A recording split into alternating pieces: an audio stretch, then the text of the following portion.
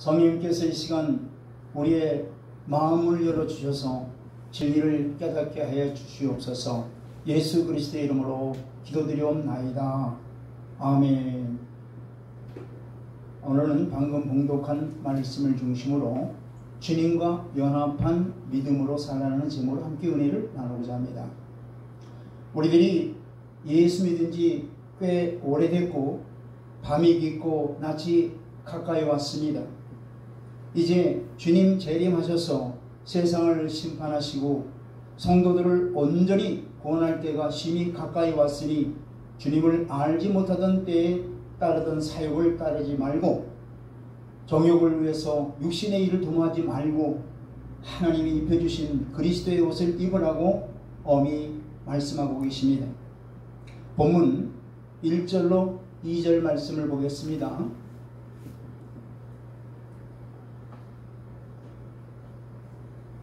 그러므로 모든 악독과 모든 기만과 외식과 시기와 모든 비방하는 말을 버리고 가난한 아이들같이 순전하고 신령한 젖을 사모하라. 이는 그로 말미암아 너희로 구원에 이르도록 자라게 하려 함이라. 아멘. 우리의 모든 악독과 모든 기만과 외식과 시기와 비방하는 모든 말을 다 벗어버리고 이제는 신령한 젖인 하나님의 말씀을 먹고 날마다 구원에 이르도록 영적으로 든든하고 강건하게 자라라고 하시는 말씀입니다. 4절 보겠습니다.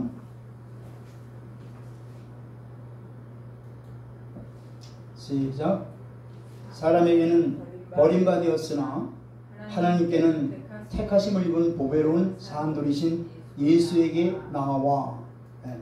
우리의 구원자 예수 그리스도는 이 땅에 인류를 구원하시기 위해서 오셨지만은 모든 사람들에게 외면당하시고 미움 받으시고 죄가 없으신 분이신데 죄인으로서 모든 수치를 당하시고 마침내 온 인류의 죄를 십자가를 지심으로 담당하셨습니다. 이사야 53장 5절 6절 말씀을 보겠습니다.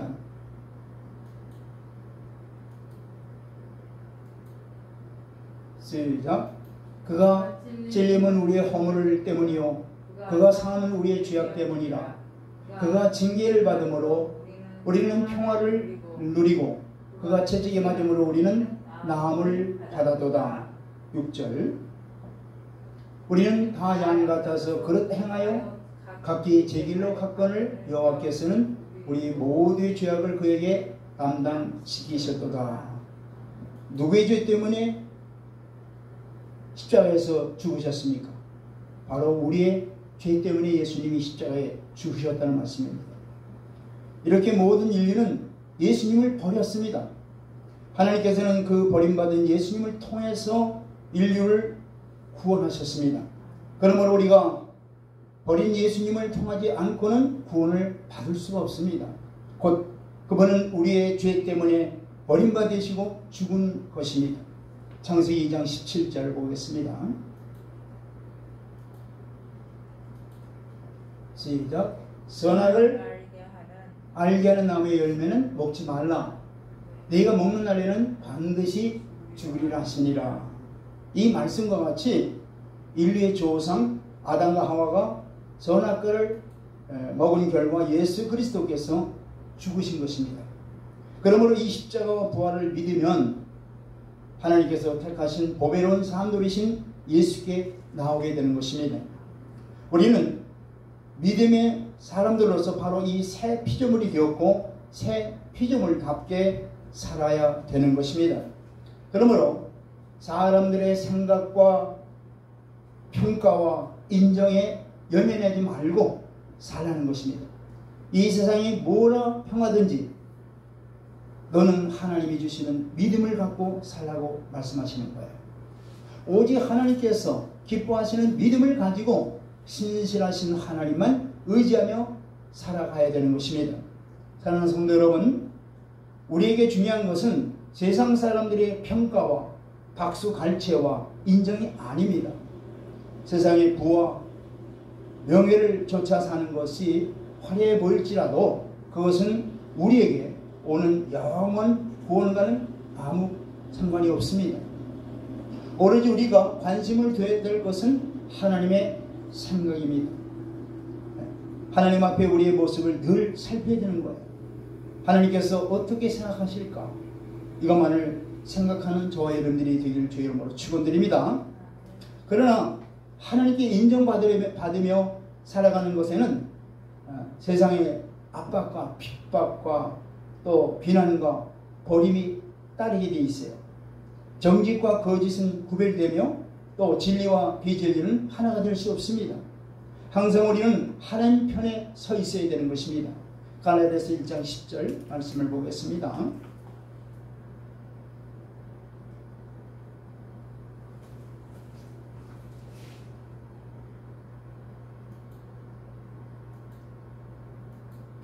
시작. 이제 내가 사람들에게 좋게 하랴 하나님께 좋게 하랴 사람들에게 기쁨을 구하랴 내가 지금까지 사람들이 기쁨을 구하였다면 그리스도의 종이 아니니라. 바울은 이와 같이 항상 하나님 편에서 충성된 하나님의 종이 되었습니다. 우리도 바울을 본받는 자가 되어야 될 것입니다. 5절 본문 5절 보겠습니다. 시작. 너희도 사한돌같이 신령한 집으로 세워지고 예수 그리스도로 말미암아 하나님이 기쁘시게 받으실 신령한 제사를 드릴 거룩한 제사장이 될지니라. 아멘. 산돌로 비유하신 분이 바로 예수 그리스도세요. 그러면 성도가 산돌이 되었다는 말은 무슨 말씀일까요? 무슨 뜻일까요? 우리가 그리스도와 연합된 존재가 되라는 얘기입니다. 네. 성도 개개인이 예수 그리스도와 연합한 터 위에 신령한 집을 지어가며 또 성도들이 서로서로 연합하여 거룩한 생명 공동체인 신령한 집인 교회를 지어나가라는 것입니다. 성도들끼리 연합하여 주님을 머리로 하는 거룩한 교회를 세워나가라는 것입니다. 교회의 각 지체인 모든 성도들이 자신에게 맡겨진 분량을 따라서 최선을 다할 때야 비로소 하나님 나라를 위한 신령한 집은 지어져 나가는 것입니다. 그렇습니다. 성도는 하나님 나라를 든든히 세워가는 신령한 공동체입니다. 모든 세계의 성도가 함께 신령한 집으로 세워져 가는 것입니다. 우리가 오직 한 믿음으로 성령의 인도를 따라 신령한 진정한 연합을 이루어 신령한 집이 세워져 나갈 수 있는 것입니다. 그러므로 열방에 흩어진 모든 교회들이 오직 한 분 예수 그리스도를 머리로 하고 각 로컬 처치들을 지체로 하고 예수 그리스도의 왕국을 향해서 나아가는 것입니다. 성도 여러분, 우리는 하나님 나라의 공동체적인 신앙 운명을 갖고 있음을 잊어서는 안 되는 것입니다. 성도와 성도, 사람과 사람이 모두가 다 산돌이 되어야 예수 그리스도를 머리로 한 신령한 집을 지어갈 수 있는 것입니다. 이는 이스라엘 백성들이 애굽의 종살이에서 구원하여 내시고 젖과 꿀이 흐르는 땅으로 인도하시는 하나님을 광야에서 찬양하였듯이 이 인류의 역사를 마치시고 이 죄악된 세상에서 구원하여 그리스도의 왕국으로 인도하시는 하나님을 온 인류가 찬양할 것이라고 이사야 42장에서 약속하고 있습니다. 그날이 속히 오리라 믿습니다. 할렐루야.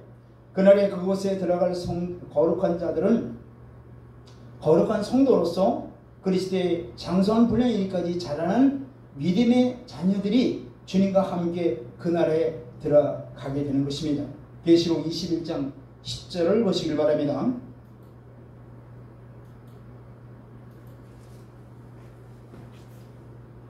시작. 성령으로 나를 데리고 크고 높은 산으로 올라가 하나님께로부터 하늘에서 내려오는 거룩한 성 예루살렘을 보이니, 여기 거룩한 성 예루살렘은 믿음의 거룩한 성도들의 모임을 말하는 것입니다. 이들이 바로 거룩한 예수 그리스도의 신부들이죠.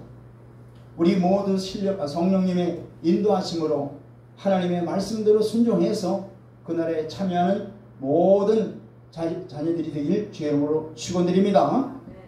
5절에 보니까 예수 그리스도로 말미암아 하나님이 기쁘게 받으실 신령한 제사를 드릴 거룩한 제사장이 될지니라 이렇게 말씀하고 있습니다. 성도들을 거룩한 성전이라고 우리가 고린도전서 3장 16절에서 우리를 거룩한 성전으로 말씀하고 있죠. 근데 거기서 더 나아가서 성전 안에서 드려지는 그러한 제사를 지도하는 제사장을 우리 제사장이라고 우리를 부르고 계시는 거예요. 예수 그리스도로 말미암아 모든 믿는 자가 하나님께 직접 나갈 수 있게 되었다는 얘기입니다. 성소와 지성소에 막힌 그러한 휘장이 예수님의 죽음으로 인해서 완전히 위에서 아래로 찢겨졌기 때문에 이제는 누구라도 원하면 주님께 언제든지 직접 나갈 수 있게 된 것입니다. 우리가 누릴 수 있는 이 영적인 축복이 얼마나 큰지, 또 우리가 살고 있는 이 시대가 얼마나 은혜로운 시대인지를 우리가 잘 알아야 되는 것입니다. 성도 여러분, 이제 우리는 하나님께 직접 나아가 거룩한 제사를 집행할 수 있게 되었습니다. 죄를 사하는 제사를 우리 스스로 드릴 수 있게 되었다는 얘기입니다. 더 이상 소나 양을 잡지 않아도, 그리고 더 이상 하나님과 죄인의 중재자였던 제사장을 찾지 않아도, 또 더 이상 인간 앞에 가서 부끄럽게 자신의 죄를 털어놓을 필요가 없게 된 겁니다.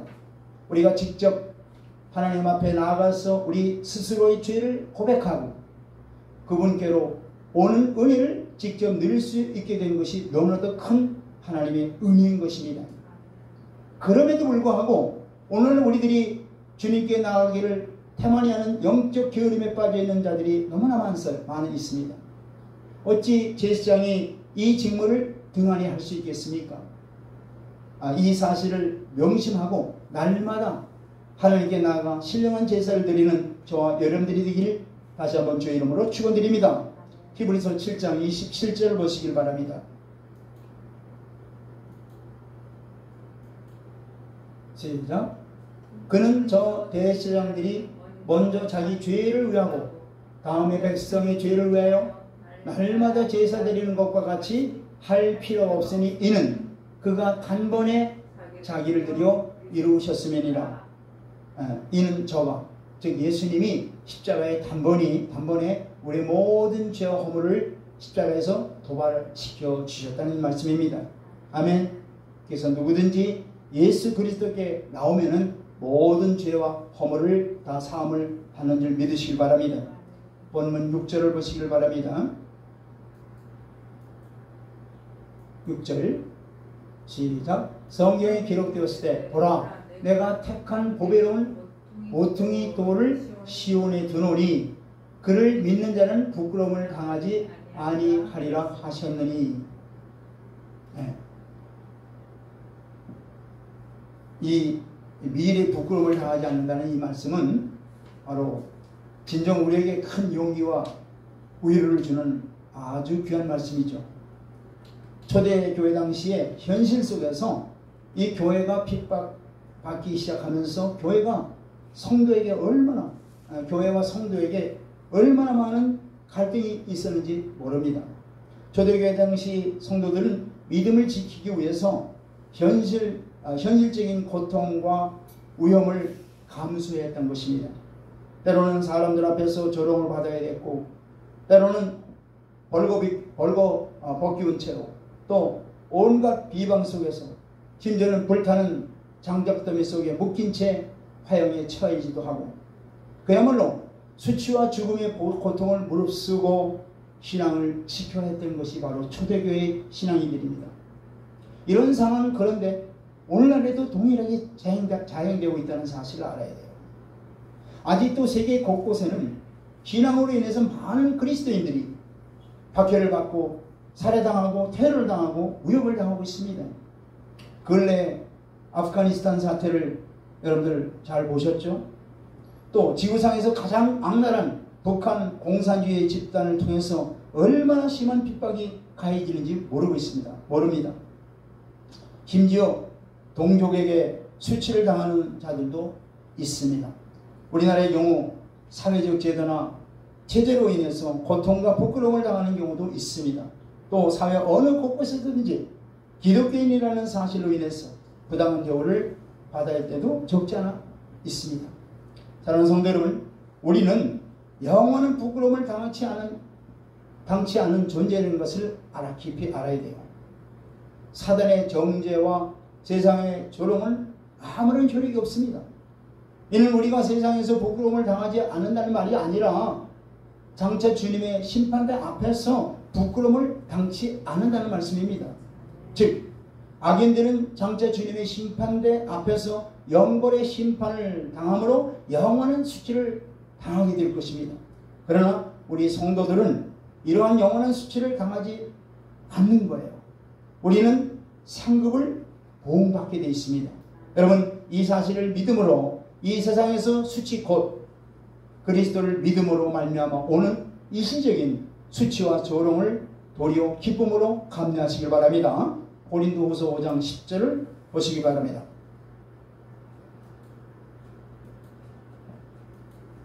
시작. 이는 우리가 다 반드시 그리스도의 심판대 앞에 나타나게 되어 각각 선악간에 그 몸으로 행한 것을 따라 받으려 함이라. 아멘. 본문 7절로 8절 보시길 바랍니다.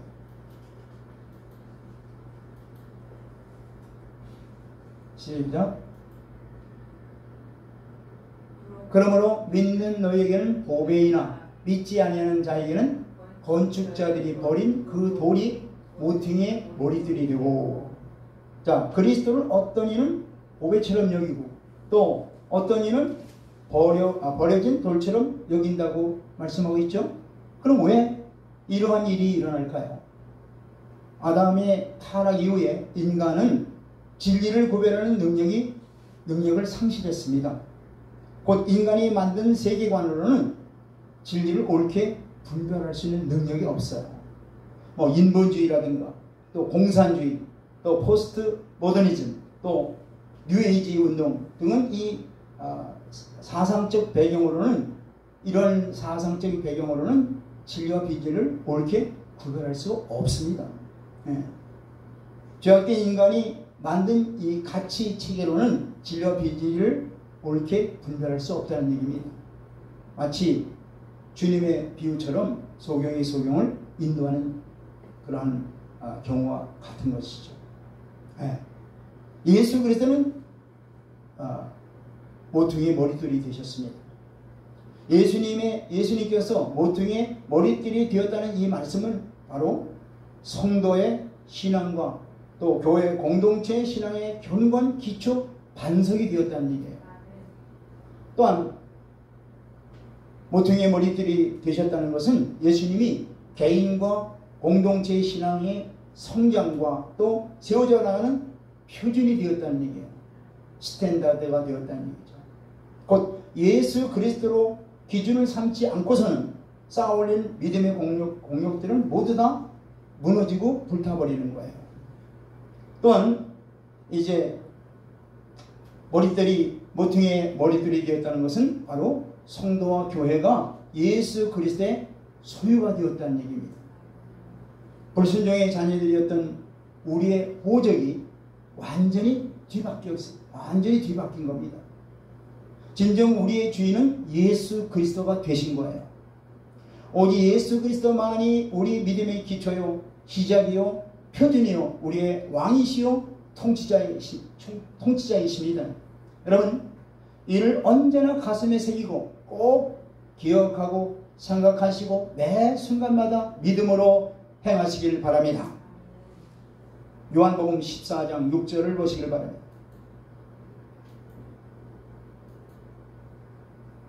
예수께서 이르시되 내가 곧 길이요 진리요 생명이니 나로 맘지 않고는 아버지께로 올 자가 없느니라. 예수님만이 천국 가는 길이요 변하지 않는 진리이며 예수님만이 영원한 생명이므로 예수님을 통해서만 하나님 아버지께 갈 수 있다는 말씀입니다. 본문 8절 보시기 바랍니다.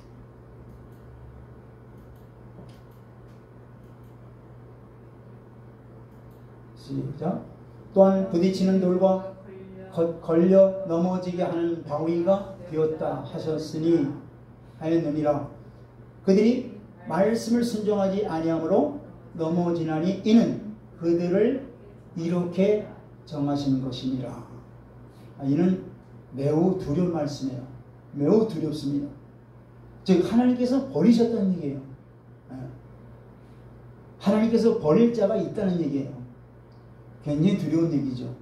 이는 하나님의 미움의 결과가 아니라 사실은 하나님과 인간과의 맺은 언약에 대해서 인간이 강력히 거절함으로 인해서 인간 스스로 자초한 결과라는 겁니다.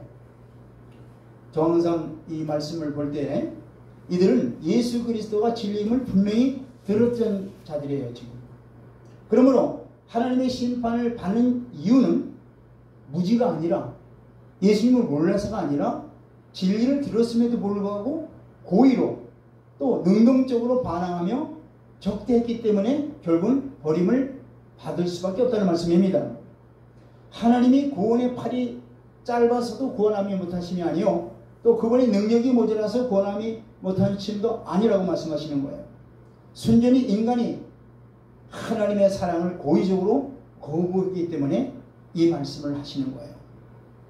자, 주님께서 맺으신 새 언약을 고의로 또 적극적으로 부인했기 때문에 이러한 결과를 초래한다는 얘기입니다.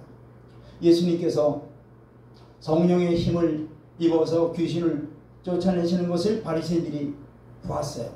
그때 바리새인들이 뭐라고 말하냐면은 이 귀신의 왕인 바알세불을 힘입어서 쫓아내는 것이라고 성령의 사역을 모독했어요.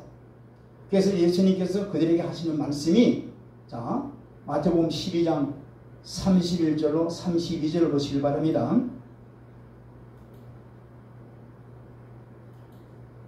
시작. 그러므로 내가 너희에게 이르노니 사람에 대한 모든 죄와 모독은 사하심을 얻되 성령을 모독하는 것은 사하심을 얻지 못하겠고, 자, 성령이 역사하는 그 역사를 모독하는 것은 사하심을 받지 못하되 다른 모든 죄들은 다 사하심을 받되 성령이 모독하는 죄는 절대 사하심을 받지 못한다는 얘기예요. 32절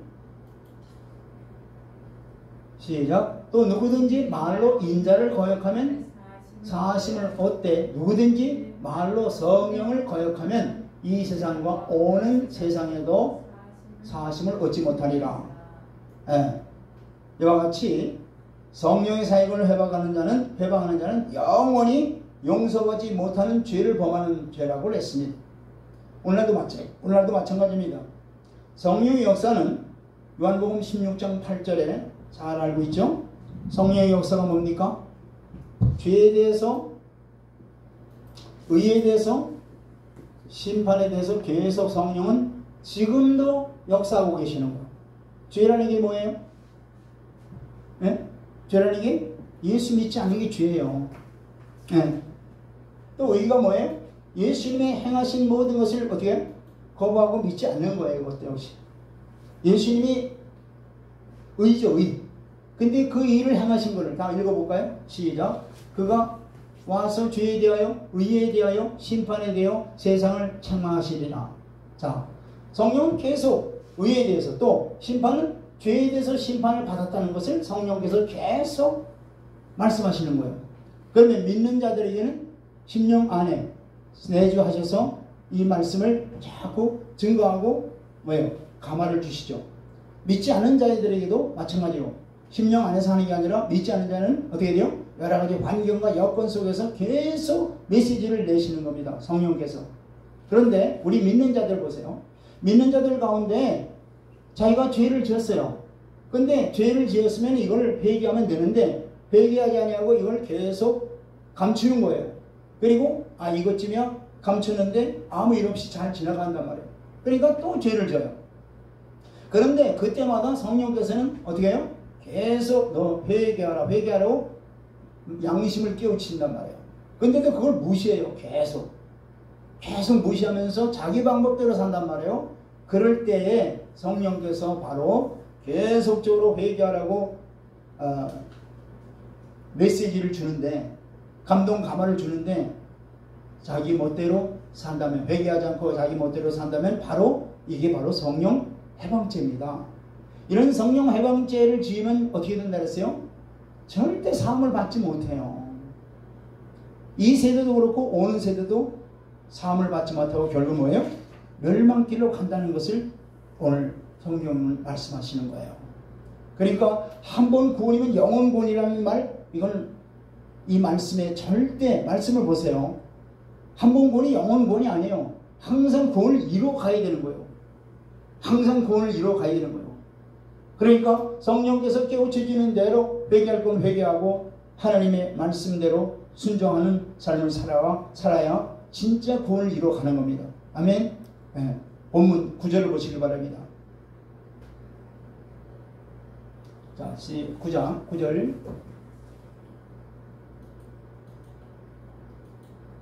시작. 그러나 너희는 택하신 족속이요 왕같은 제사장이요 거룩한 나라요 그의 소유된 백성이니 이는 너희를 어두운 데서 불러내어 그의 기이한 빛에 들어가게 하신 이의 아름다운 덕을 선포하게 하려 왔습니다.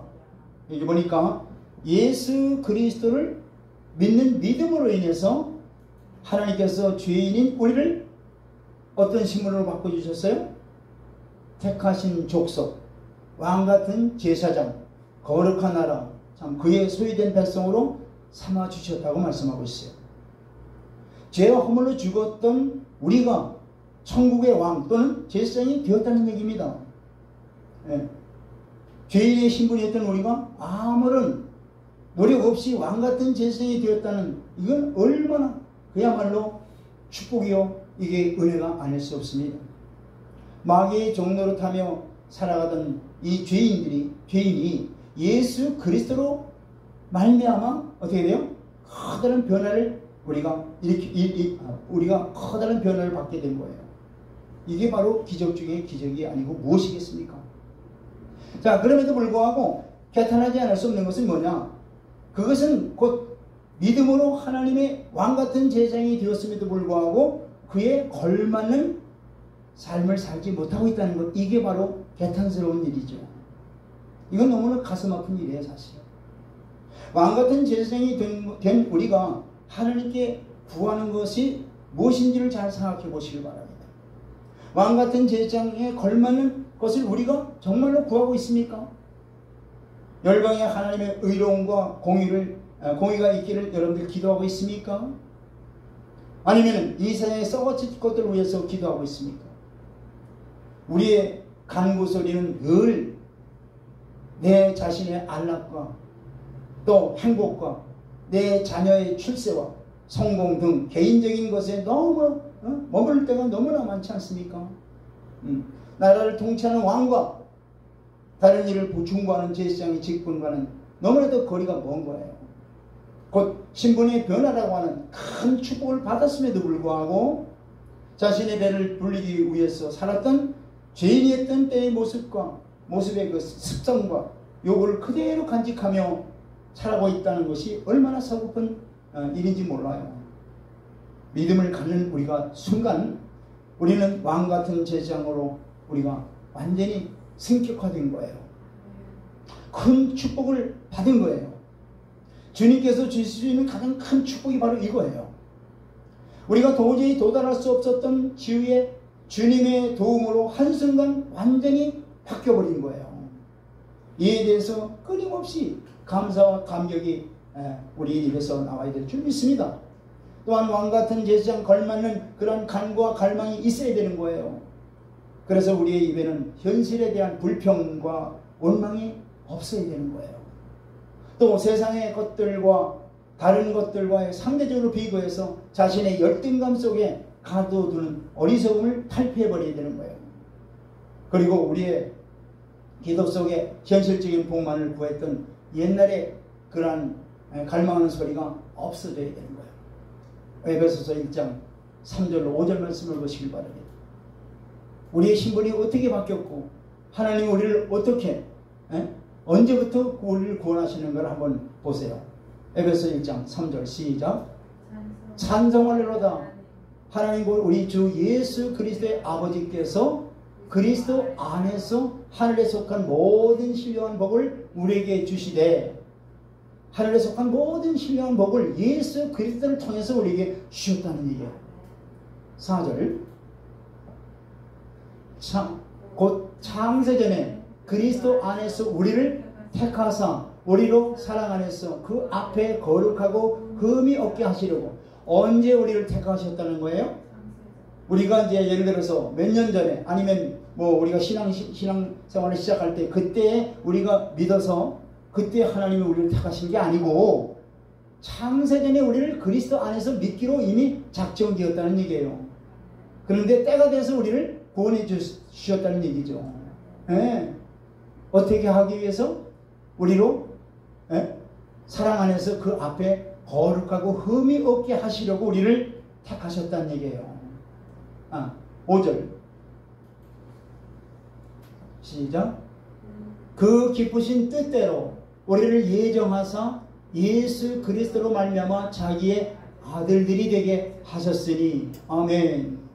아버지 뜻대로 우리를 예정하사 그리스도로 말미암아 자기의 아들들이 되게 하셨다는 거예요.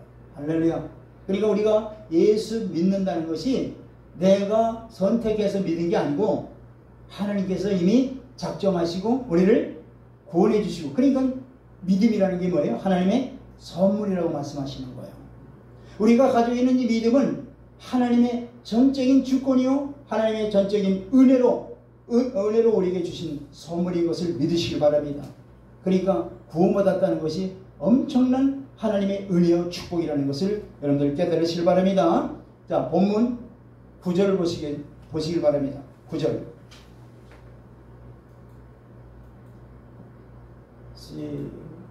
자, 그러나 너희는 택하신 족속이요 왕같은 제사장들이요 거룩한 나라요 그의 소유된 백성이니 이는 너희를 어두운 데서 불러내어 그의 기이한 빛에 들어가게 하신 이의 아름다운 덕을 선포하게 하려 하심이니라.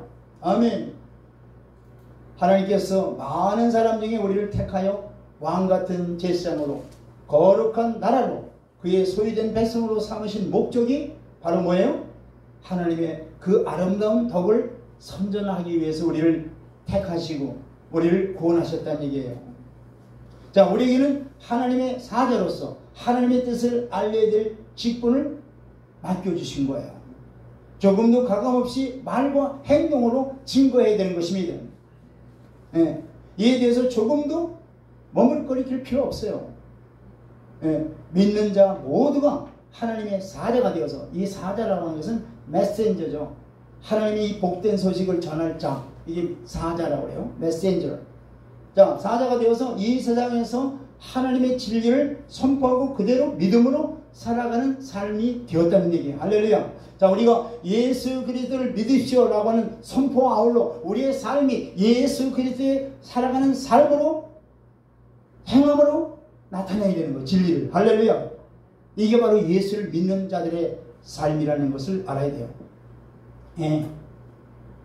그러니까 우리는 정말로 우리의 삶이 아니라 주께서 우리와 함께 하시고 우리 안에서 주인이 되어서 우리를 주님의 뜻대로 하나님의 말씀대로 우리를 이끌어가는 하나의 피조된 하나님의 자녀인 것을 알아야 돼요.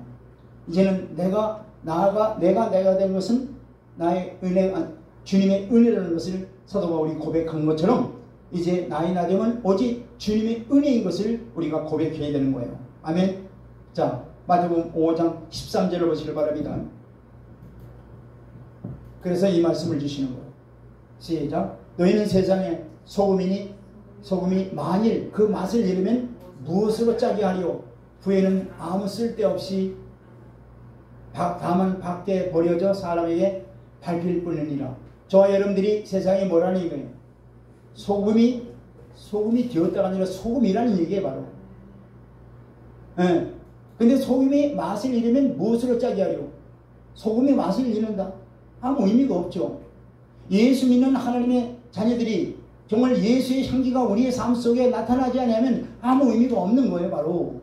이게 바로 예수 그리스도와 연합된 믿음을 말하는 겁니다. 내가 그리스도와 함께 십자가에 못 박혔나니 그런지 이제는 내가 산 것이 아니요 내 안에 그리스도께서 사신 것이라. 이제 내가 육체 가운데 사는 것은 나를 사랑하사 나를 위하여 자기 몸을 버리신 하나님의 아들을 믿는 믿음 안에서 사는 것이다. 나를 드러내는 것이 아니라 예수님이 나의 주인이 되어 여러분들의 주인이 되어 주님을 나타내는 거야. 할렐루야. 여러분들의 삶 속에 예수 그리스도의 향기를 품어내기를 주의 이름으로 축원드립니다. 10절을 보시길 바랍니다. 10절 시작. 너희가 전에는 백성이 아니더니 이제는 하나님의 백성이요 전에는 긍휼을 얻지 못하였더니 이제는 긍휼을 얻은 자니라. 여기 우리가 주목해야 단어가 있는데 그게 뭐예요? 전에는 이제는. 전에는 뭐예요? 예수를 믿기 전에는. 이제는 뭐예요? 예수를 믿고 난 이후에. 이 말씀하는 거예요. 아멘. 자, 전에는 죄로 인해서 심판을 받을 사람이었지만 예수 믿고 난 후에는 하나님의 품 안에 거하는 자녀가 되었다는 얘기예요. 할렐루야. 주님의 은혜로 완전히 바뀌어버린 거예요. 예수 그리스도 안에서 이전 것은 완전히 사라지고 새 피조물이 되었다는 것입니다. 누구든지 그리스도 안에 있으면 새로운 피조물이라. 이전 것은 지나갔으니 보라 새 것이 되었도다. 입으로만 주여 주여 하는 게 아니라 외치는 자가 아니라 우리의 정체가 예수 그리스도 안에서 완전히 바뀐 자로서 더 나아가서 성숙한 신앙으로 살아가야 된다는 얘기예요. 생각해 보십시오. 엄청난 빚 때문에 항상 쫓겨다녀야 했던 자가 한순간에 그 빚을 탕감받았는데 그가 계속해서 불안 속에서 생활한다면 얼마나 가엾습니까? 예수 그리스도 안에서 신분과 정체성이 변화되면은 거기에 걸맞는 정서와 생각과 행동이 뒤따라야 된다는 얘기입니다. 죄의 옷을 벗고 그리스도의 옷을 덧입어야 되는 것입니다. 새 사람을 입어야 되는 것입니다. 날마다 세상과 구별된 그리스도의 삶을 살아가며 하나님의 거룩함에 이르는 삶을 살아가야 되는 것입니다. 예수 그리스도 안에서 내 생각이 바뀌고 내 정서가 바뀌고 내 행동의 변화를 받아서 날마다 그리스도를 닮아가야 되는 것입니다.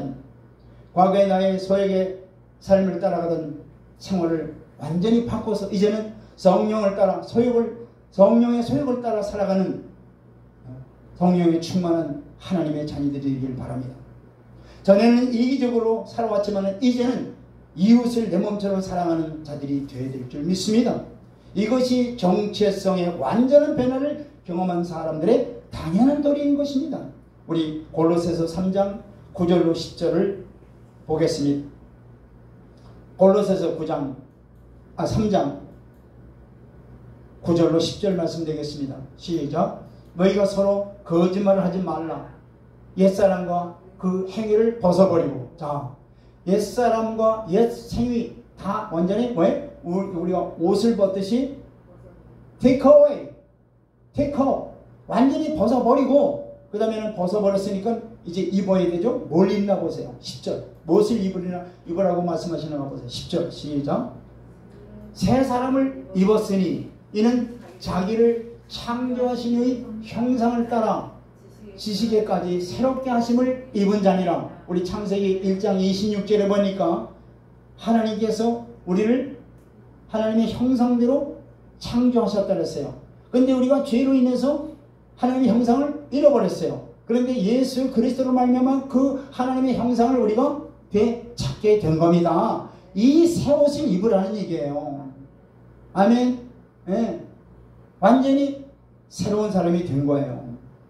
자, 예수 그리스도를 저와 여러분들의 진정한 주인으로 모시고 그분께 모든 것을 맡기며 그분 주님과 연합된 믿음으로 주님과 늘 동행하는 믿음의 자녀들이 다 되기를 주의 이름으로 축원드립니다.